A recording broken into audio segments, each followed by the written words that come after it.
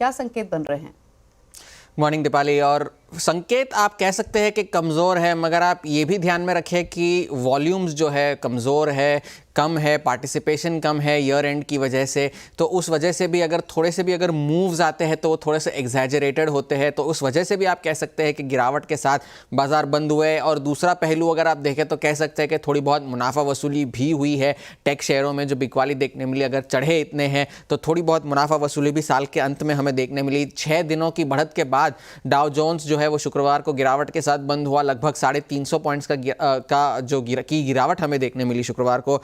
और take shares में जो अंडर परफॉर्मेंस था, क्योंकि टेस्ला के शेयरों में 5% की गिरावट थी, एनवीडिया के शेयरों में गिरावट देखने मिली, उस वजह से जो है वो नैस्डैक और S&P 500 ने भी शुक्रवार को अंडर परफॉर्म करा। मगर इस अंडर परफॉर्मेंस के बावजूद हफ्ते दर हफ्ते तीनों बेंचमार्क इंडिसेस में तेजी हमें देखने मिली, मगर वो तेजी थोड़ी सी ट्रिम हो गई फ्राइडे की गिरावट के बाद। मगर स्क्रीन पर अगर आप देखेंगे तो वो तेजी ही थी। मगर जो संकेत, जो कंसर्न वाली एक बात थी वो ये थी कि यील्ड्स में, जो आप यील्ड्स का आप जिक्र कर रही थी, 10 साल की जो यील्ड्स है यूएस में वो अब 4.6% के पार निकल गई शुक्रवार को। वो मई के बाद का सबसे ऊपरी स्तर हमें देखने मिला 10 ईयर की बॉन्ड यील्ड्स में। और डॉलर जो है वो अभी भी 108 के ऊपर बना हुआ है। तो ये दोनों चीज़ें ध्यान में रखने की बहुत ज़्यादा ज़रूरत है।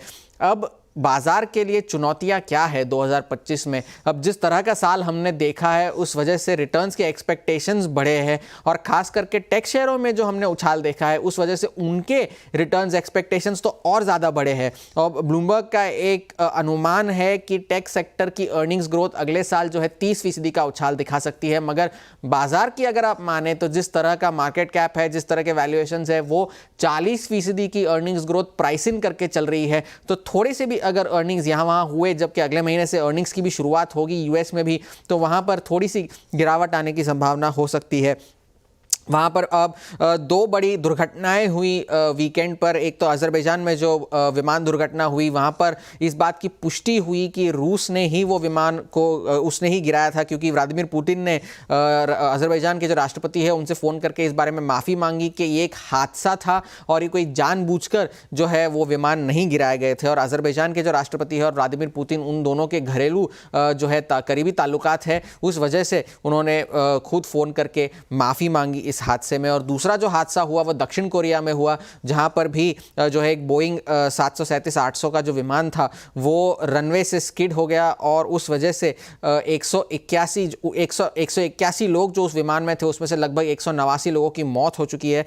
और एक बर्ड हिट का अनुमान लगाया जा रहा है, जिस वजह से इंजन फेलियर हुआ, जिस वजह से ये विमान दुर्घटना हुई। मगर अब तक पूरी जांच इसकी पूरी नहीं हुई है। एशिया की अगर आप बात कर रहे हैं तो एशिया में मिलाजुला कारोबार तो है ही, मगर चाइनीज़ युआन पर आप नज़र रखें, क्योंकि वहाँ पर दबाव बढ़ने की आशंका है। वो इसलिए क्योंकि हांगकांग की जो लिस्टेड कंपनीज़ है, जो चाइनीज़ लिस्टेड कंपनीज़ है हांगकांग में, वो लगातार रिकॉर्ड डिविडेंड दिए जा रही है, और उस वजह से युआन पर दबाव आ रहा है। वो इसलिए क्योंकि वो डिविडेंड जो देते हैं वो हांगकांग डॉलर में देते हैं, मगर कमाई जो उनकी होती है वो युआन में होती है। तो वो कन्वर्जन की वजह से युआन पर दबाव बन रहा है, तो वहां पर नजर रखने की जरूरत है। इंडस्ट्रियल प्रॉफिट्स का डेटा जो आपने कहा उस पर भी नजर रखने की जरूरत है।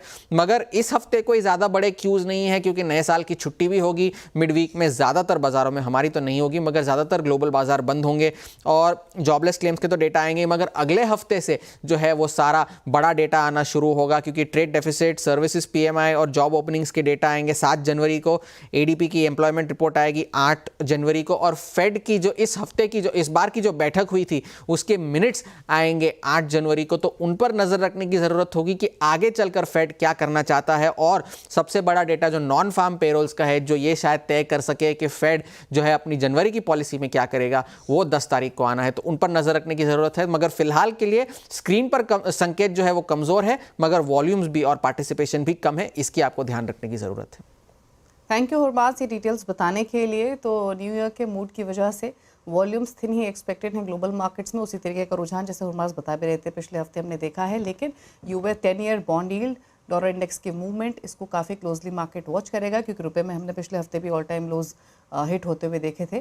तो करेंसी मार्केट और बॉन्ड मार्केट पर नजरें डेफिनेटली बनी रहेंगी। लेकिन वीरेंद्र हमारे साथ बने हुए। वीरेंद्र, अगर इंडिया